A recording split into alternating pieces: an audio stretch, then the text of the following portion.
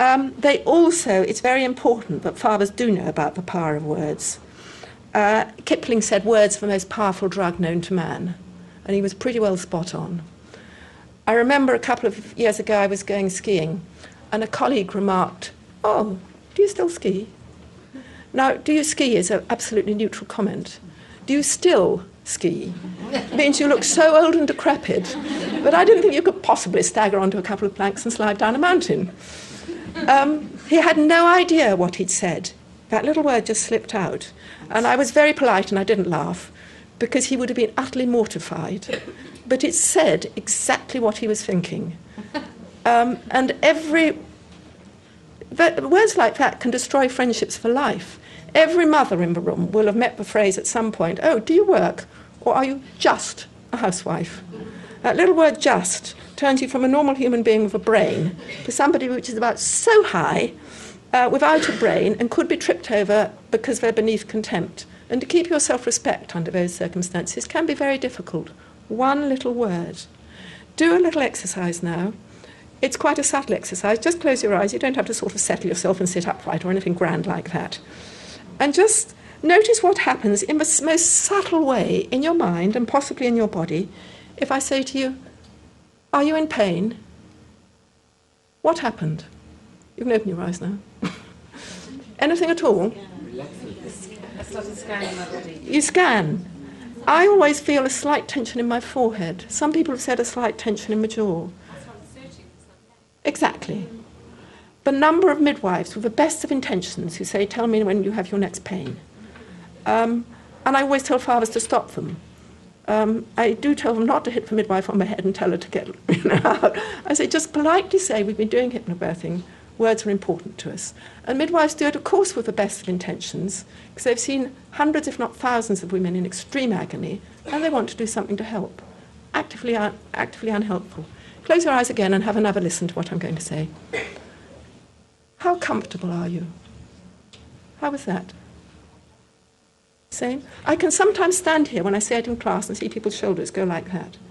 That's an exaggeration, of course, but it's has a completely different effect. I'll read you a wonderful birth story I had about words. This was a mother who I'd taught hypnobirthing to. "My husband and I participated in your hypnobirthing course in August, and we both found it incredibly useful and inspiring. Since then, we've been practicing lots." Great. "I am now 39.5 weeks pregnant and attended a midwife appointment this morning. She told me that my baby was in the wrong position. Not back to back, wrong. What's going on in her subconscious? There's something wrong, there's something wrong, there's something wrong. It's wrong, it's wrong. As the baby's back is against my back, and that I would therefore have a long and painful labour. Isn't that wonderful to set you up? She said that I'm still allowed to go ahead with my home birth. Not that she might advise me what I'm allowed to do. I'm not a person.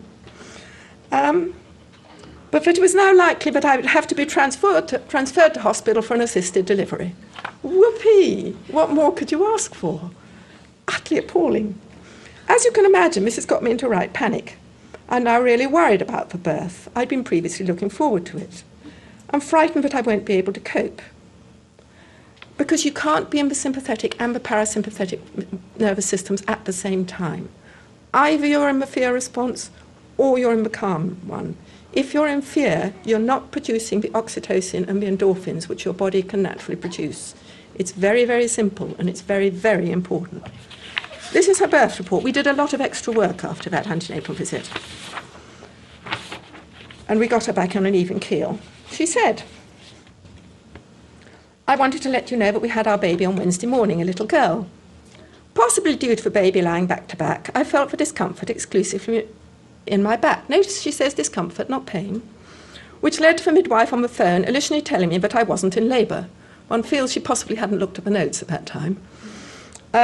So, to cut a long story short, my midwife came out to me 3 hours later. I was already 7 centimetres dilated. That was quite good because I had this nice quiet time between them. She then couldn't get they transferred because they couldn't get another midwife, which was a shame. I ended up having the baby in the birthing pool approximately 7 hours after we made that first telephone call. My waters didn't break at all, which I think must have helped little Adassa turn right at the last minute, just before she came out. So I think you were right when you said that baby knows best. We could rely a great deal on the wisdom of mother and baby, which is not to say that assistance isn't appropriate, but they're the real experts. Thank you again for all the love and kindness and support. It was absolutely invaluable in the run-up to the birth. But that's the most horrendous example of the use of words. It is so important.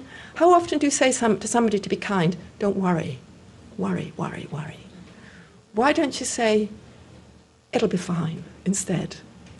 If you say to your partner, if you want them to bring home some milk, you say, don't forget the milk. Why don't you say, remember the milk instead? Words are powerful and may have an effect. So,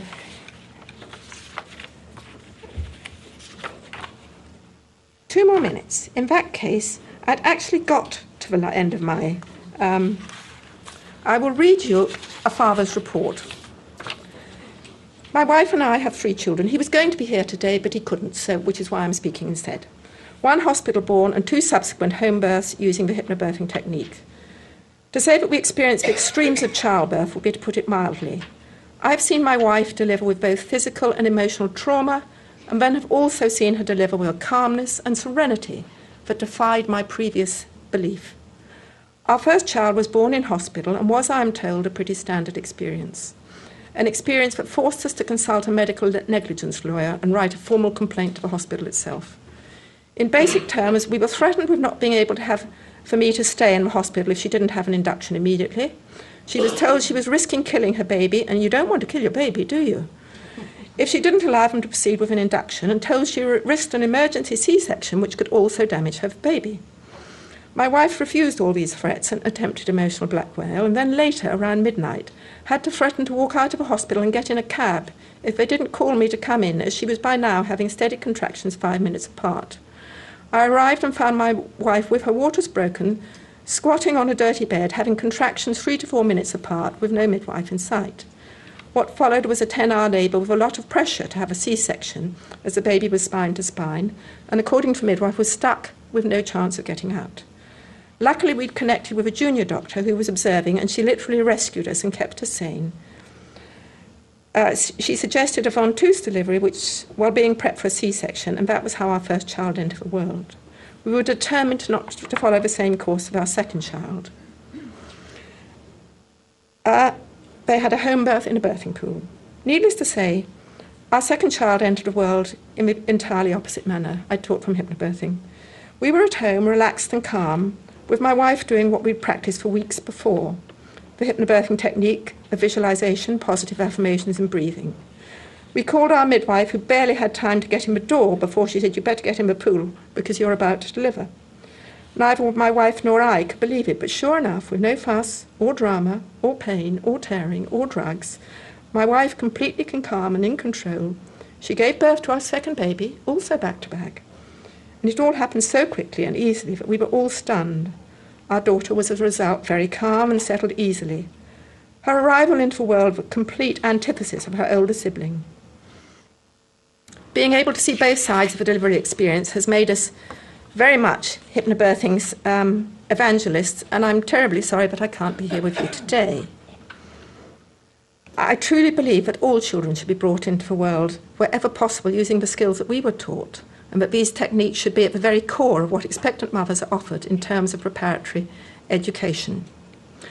I'll just briefly conclude by saying that couples come to hypnobirthing to have a more comfortable birth. It doesn't guarantee a pain-free birth. You can always say it makes a very big difference.